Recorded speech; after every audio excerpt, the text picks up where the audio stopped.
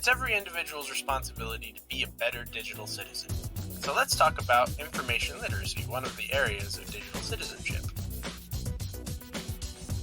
One of the most important lessons we can learn in conducting online research is checking for credibility.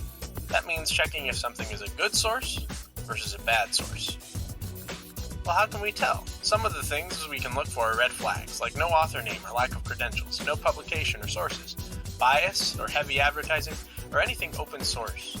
Green flags are credited authors and qualifications, publishers or copyrights, well-cited research and information that is backed by other sources. But how do we do this? Well, we ask ourselves 3 questions. The first question we ask ourselves is why? As in, why is the author writing this? Do they have any bias? And if they do, we want to eliminate that bias as much as possible from our research. Bias can affect our research, and you can see by following this link.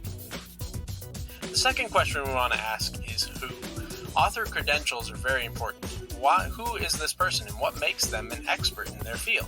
Do they have a higher degree, or are they an expert like a doctor doing medical research?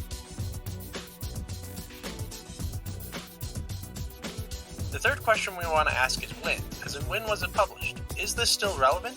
If it's an older source, we want to look for any newer research available. The final step we want to take is comparing with other research. We want to compare for alternate viewpoints because that can offer fresh perspective as well as reinforce what other sources have said.